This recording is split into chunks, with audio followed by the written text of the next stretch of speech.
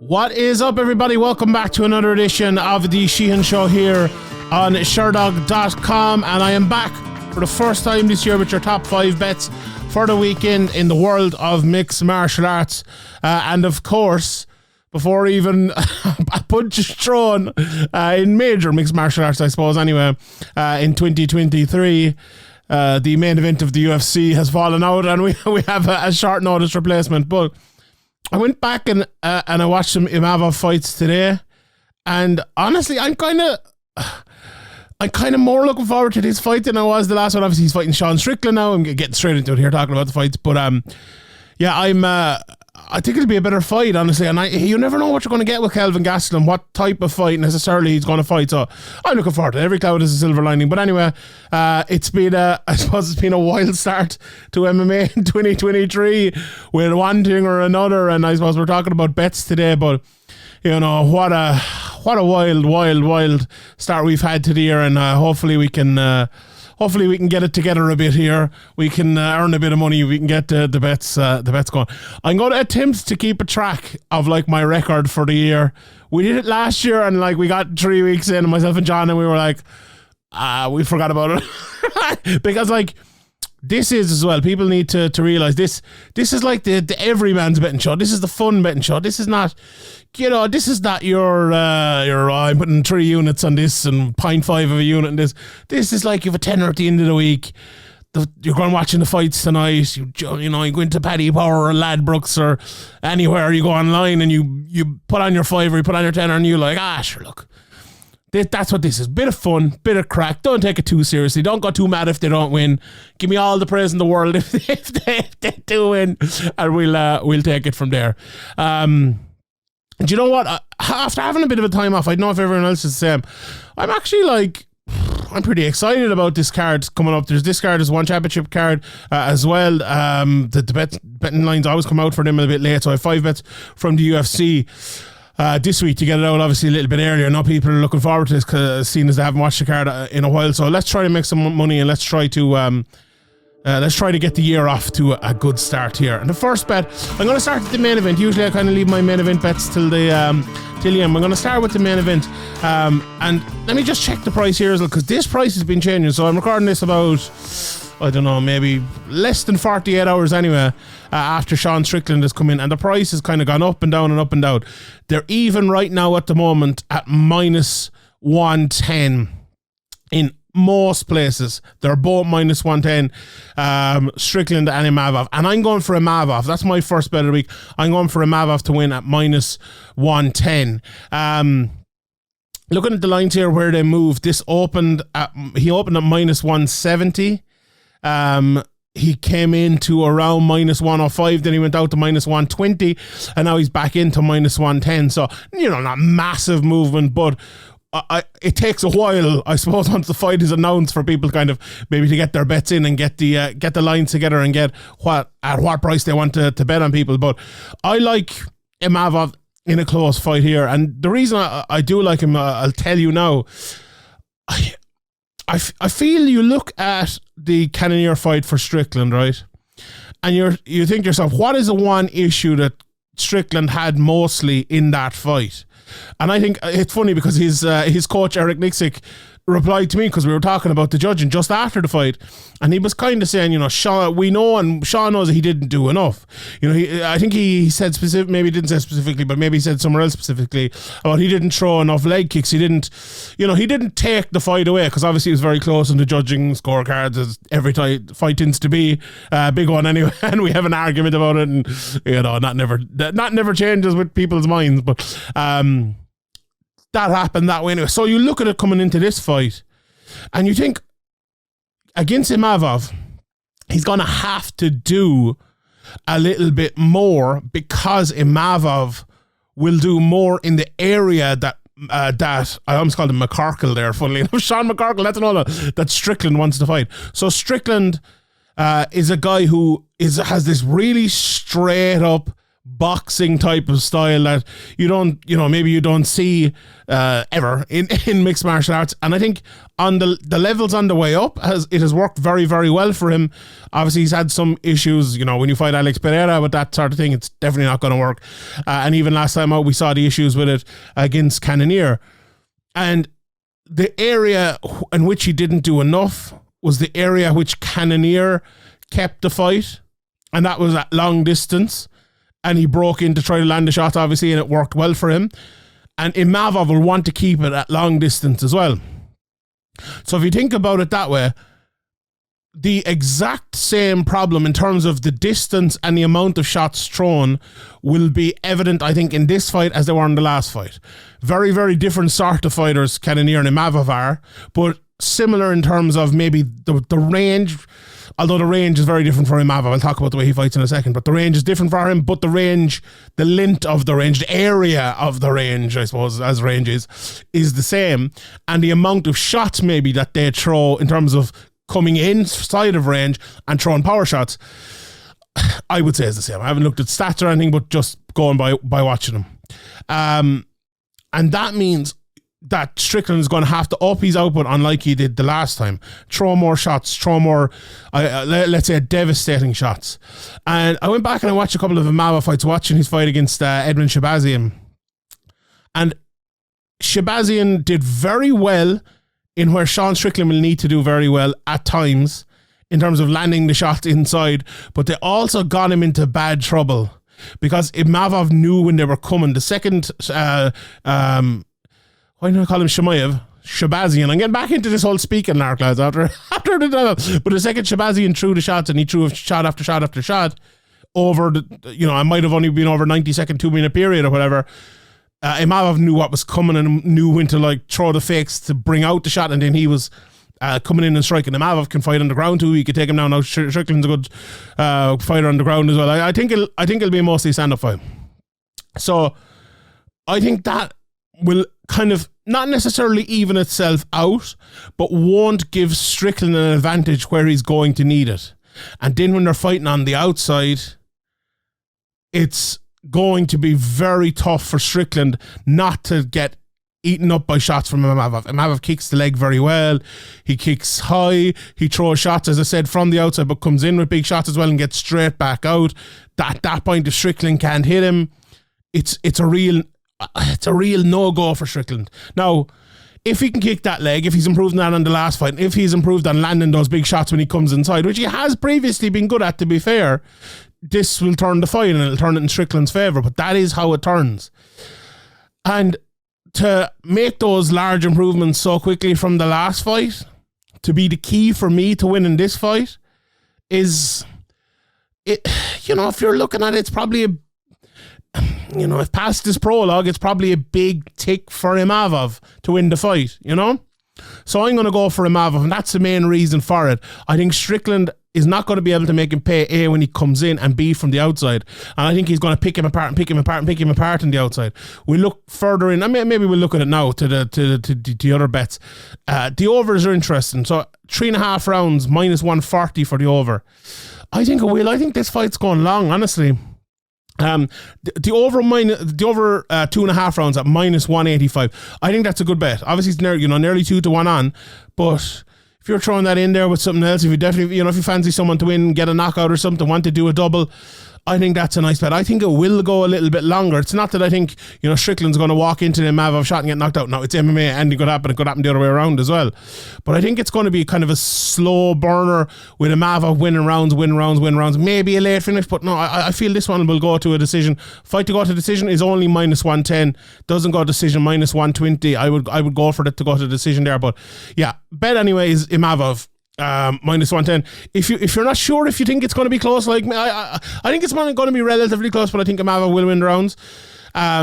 If you just fancy it to be close and you think it'll go to decision, -110, it's the same price. Honestly, I fancy maybe Imavov might be able to get a late finish because it's short notice, but I like that bet. Honestly, I like that bet, the fight to go to decision, -110 as well. So yeah, but I'm giving Imavov to win straight up, -110. All right, bet number 2 here. I am going for the fight between Kopylov and Soriano, I'm going for that to end in a knockout. So either fighter to get a knockout, Kopylov and Soriano, and that's minus 125. So it's getting a bit cold in here, lads. Hold on, let me turn on my old radiator. I went and I have a bit of a soft spot for Punahele Soriano. I don't know if anyone knows. I don't know if I've even said it much, but I just like the way he fights. I like his style. I like a guy who doesn't look like he is the biggest punching power in the world, and then lands a big one, and you're gonzo. I like that sort of fighter. No, I like all sorts of fighter. I like loads of sorts of fighter, but that, like, he's 6 knockouts out of his 9 wins, which is very, very good. Obviously, Kopylov, they have the exact same record, 9-2, so they're very similar. Kopylov has 8 knockouts out of his 9 wins, so that's a big percentage. Now, neither of them have been knocked out, to be fair, but they have only lost twice, so that's, I suppose, not likely. But the reason I give it, look, you do need more of a reason, I suppose, than the reasons I just gave you. Probably not. But I look at Punahele Soriano, and when you watch the way he fights, where he picks the shot to get the knockout more than anything else, right? So if you look at his knockouts, the first minute of the second round, right? The last minute of the first round. Okay, the next one is the midway through the first round, coming up towards the last minute of the first round, the first minute of the first round, 2 fights before that.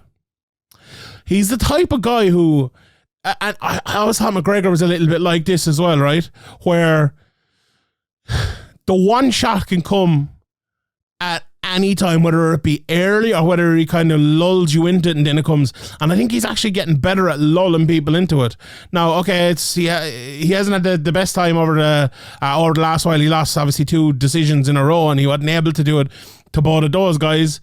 But he got KOs at either side of that, And I think for Kopylov, watching him, he is more of the... I don't think he'll lull you into it as much, but he is... Like, if you look at his last few knockouts, right? This is interesting because I actually hadn't seen him before I'm about to make this point, because I watched some of his fights today and I was like, he's a guy who hits you and hits you and hits you and hits you. Maybe an RDA style, or, I don't know, it's hard to think of a good example of it, really, but Mark Hunter's a little bit like this sometimes as well. He hit you with lots of hard shots, and you think, he's after knocking him out in the 3rd round, but it's all the shots that come before it that really pay into it. His last... Jichirico, 3rd round knockout. He's win before that, 4th round knockout. He's win before that, 4th round doctor stoppage knockout. Another doctor stoppage 2 fights before that. Few fights before that, 4 minutes of the 3rd round, 3rd minute of the 2nd round. Last 8 seconds of the fight of the 3rd round, and the fight before that as well. A lot of these are that one. And do you know what I like as well about this bet? It's a bet that could happen in the first minute of the first round, or it's a bet that could happen in the last minute of the last round. I love those sort of bets. Not either guy to knock the other guy out. I like it. I hope I've talked you into it there, lads. I really like that bet. So yeah, I'm going for that one. All right, next bet I am giving here. I am going for Ketlen Vieira to win by decision at plus 135. She's fighting Raquel Pennington, and she's the minus 118 favorite, or minus 120, up to minus 127 here, I see, in one place. But I'm going for her to win a decision at plus 135. Now, I looked at this, and the bet I wanted to give you was the fight to go to decision, but that's minus 325. Right, I really do think this one is going long. I think this one, I could be wrong again, obviously, but I do think whoever wins this fight, someone's going to win by decision. And that betting line really, really shows it. The fight to not go to decision is plus 250. So if you think I'm wrong, go and take the plus 250. They're very, very easy, right? So it's a gargantuan favourite for it to be a decision. So give me the favourite. Just simple as that. Give me the favourite to win that decision, and I'm taking it here. I do think Vieira, though, will win the fight. I think Pennington is one of those fighters who, 34 years of age now, over 20 fights into her career, as well. She's only 5 finishes in that time as well. So, the fight to go to decision, that's another plus point for it. But she's she's on probably a better run than maybe people would even kind of remember, I suppose. But she hasn't fought that much. She's only fought, she's only fought 4 times since like the McGregor-Cerrone fight 3 years ago now, which is not a lot for someone at that stage of their career, that came off, say, fighting Amanda Nunes, a couple of years before that, and fighting in big fights against Holly Holm and others.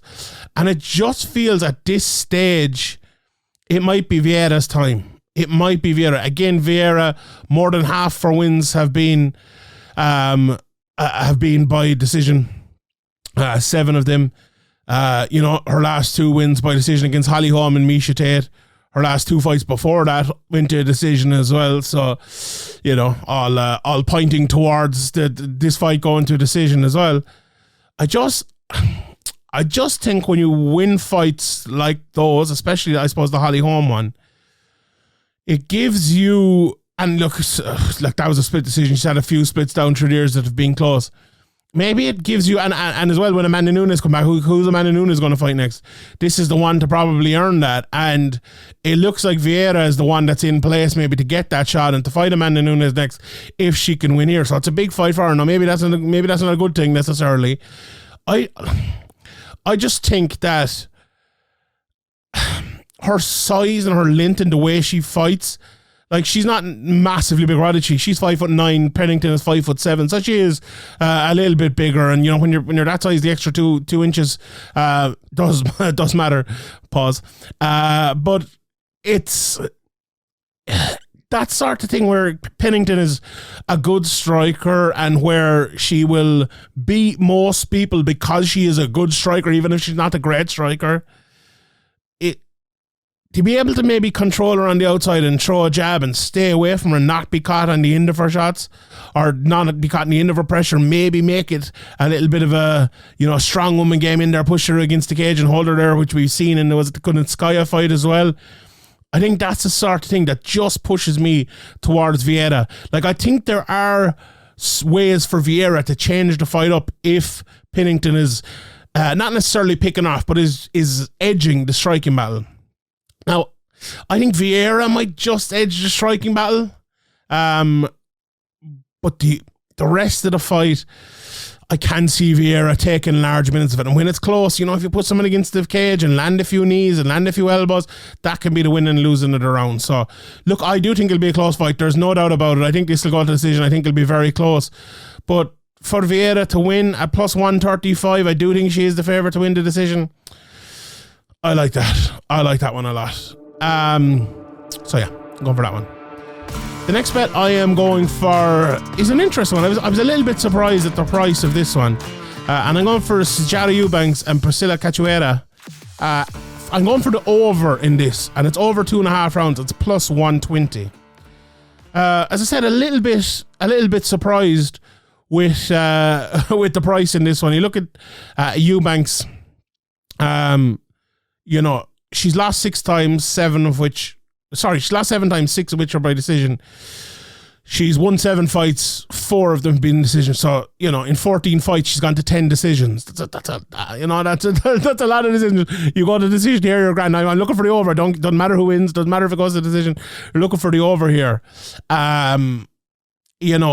Her last couple, she did get finished, and she got a finish in the fight before that, but it was a long time before that. Let me just look at 1, 2, 3, 4, 5, 6, 7, 8, 9, 10 in a row that went to decision against some very, very good people in there as well. Now, you might look at Cachoeira and say maybe she's not the best fighter in the world, but I think we got... Cachoeira came in there and she lost to Valentina Shevchenko and got absolutely destroyed back in 2018. And I think a lot of people said, this Cachoeira is never going to be any good. She won 4 of her last 5. She beat Ariana Lipski, finished her. She beat the likes of Gina Mazzani, Shanna Dobson, Kim. And she finished some of them as well, absolutely, but she does have a good few decisions as well. Half her fights have gone to a decision, So I think she definitely has improved. Will she be strong enough maybe for the wrestling of Euabnks? Like, will Euabnks be able to, even if Cachoeira is winning parts of the fight, will Euabnks be able to push her against the cage, hold her there and win parts of that? It's at flyweight as well, so you never know. Is Euabnks even going to make weight? That's another that's another question I suppose you can pose here. I if you're to ask me for a winner, I think Euabnks will win the fight. Even I probably shouldn't, after just what I'm after just saying about Cachoeira in terms of 4 of her last 5 fights. I think Euabnks, when she goes back to basics, when she takes someone down and when she ups that output, I think she's actually a good fighter, and she's a lot better fighter than her 7-7 record shows. And this may be one of the fights. It's opening up the card. It's opening up the prelims. You might think this is a pretty, low level fight in terms of the division, and a very much improving women's flyweight division in the UFC. I don't know. I'm a little bit more positive on it. To be honest, I'm a little bit more positive on it. I think they're both can be useful fighters at their best, and if they both produce, we could have a good fight here. So, yeah, I think it will be Cachoeira maybe winning the first round, maybe winning the striking, and Eubanks maybe getting a takedown in the midway point of the fight. And in the third round could maybe go either way.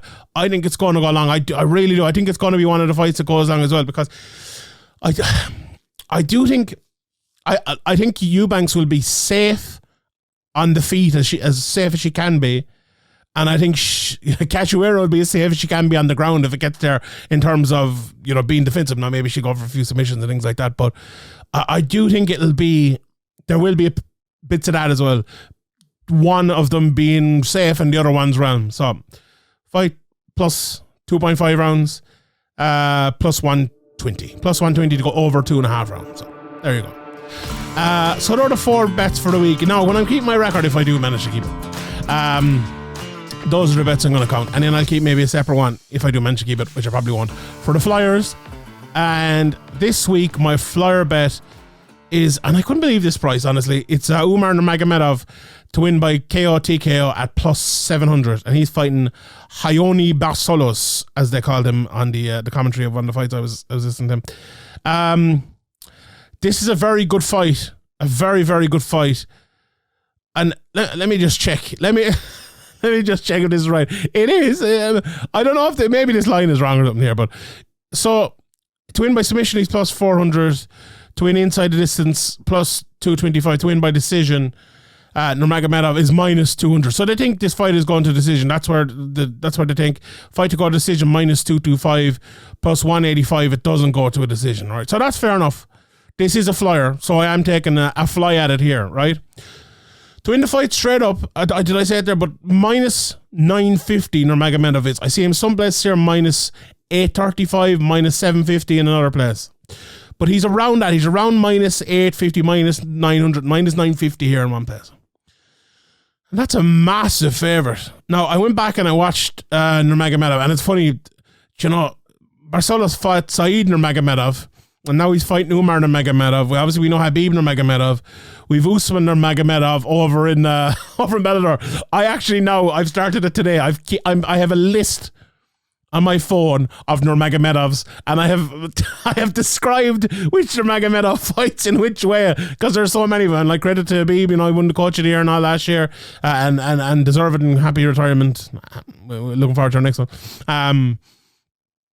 But Umar is a very good fighter. When Barcelos fought Said, right?